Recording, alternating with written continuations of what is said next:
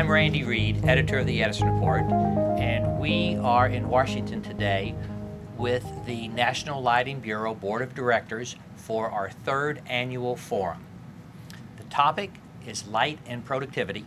I am joined by John Bachner of the National Lighting Bureau, Dr. Mark Ray of the Lighting Research Center, and Mary Beth Gotti of GE Lighting. Mary Beth, I'll direct this first question to you. What is the history of light and productivity? It's amazing, and I've been in lighting a long time. Not quite this long, but back in the 1920s, there's research done and reports on lighting and productivity in the textile industry.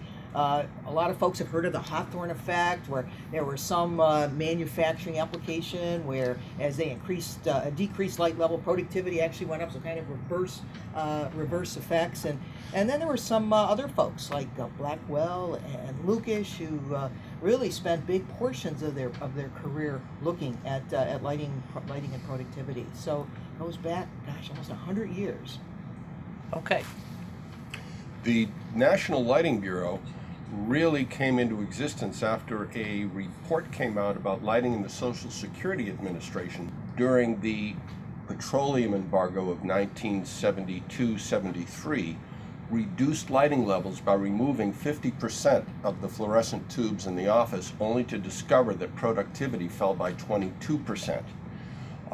That really inspired, on the part of Bob Beazle, the creation of the National Lighting Bureau, to call to the attention of government and the private sector that there is tremendous value in good lighting, what the National Lighting Bureau came to call high benefit lighting, that lighting produces extraordinary effects that have far more value than the cost of the lighting itself. Well, I think, if I may, just a little bit on the history, as Mary Beth said, I think it's almost as old as electric lighting. That has been the central question about, shall I invest this capital cost and the operational costs, and what's my return on investment? And that question has always been central.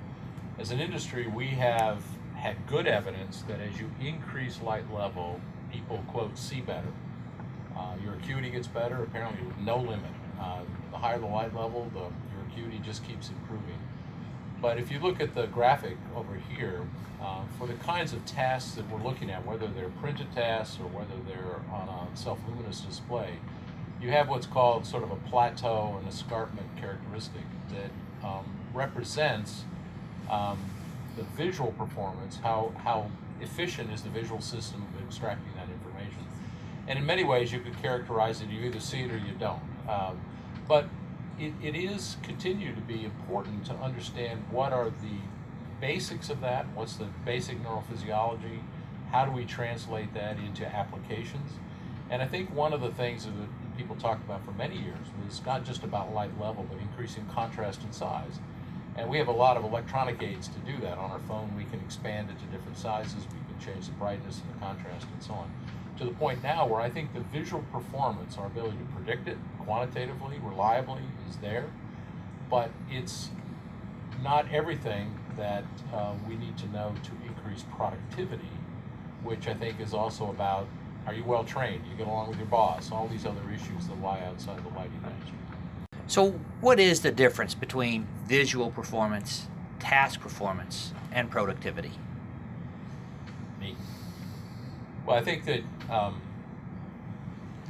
visual performance is really the efficiency of the visual system, being able to extract visual information. How big is it? How much contrast? What's the light level?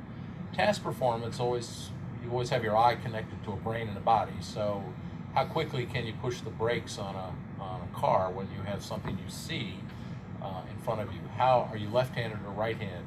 All these motor skills and the training that goes into it affects task performance. And a lot of the research that was done over those 100 years was trying to separate those two issues. We've come a long way in understanding both visual performance and task performance, but productivity is so difficult to narrow down. The Hawthorne effect that Mary Beth mentioned. The reason why it was successful, why you got reversals, is not that they saw worse with better lighting. They saw better, but they realized that they were going to be excluded from the experiment and have to go back to the sweatshop if they didn't demonstrate some change with regard to the application. So productivity was affected not because the visual system did get better when they improved visibility, but because they just didn't want to leave the experiment. They had to go back and work 10 hours a day, 6 days a week, and they didn't want to do that. That matters on productivity, but it doesn't matter on visual performance. Is there, when you get a question, when a customer calls in and say they want to improve their lighting, they want to know how much productivity is going to increase, what do you tell them?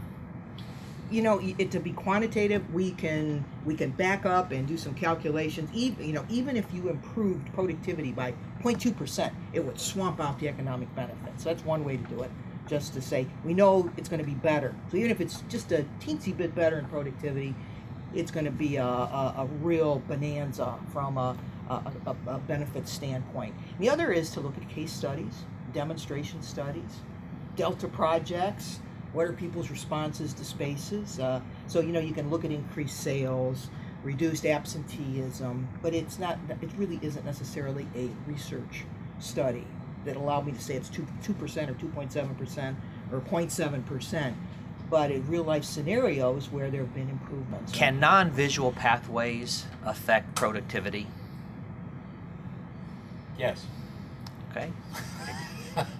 Please.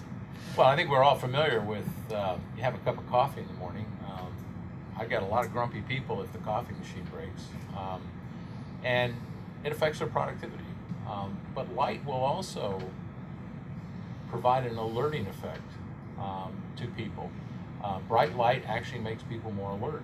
Quite apart from whether they see or they don't see, they are more active. The brain is more active, more devoted to tasks, and so on. Again, extracting that into a productivity demonstration is difficult. It's particularly difficult during the day, but at nighttime, we're kind of a Jekyll and Hyde, our physiology.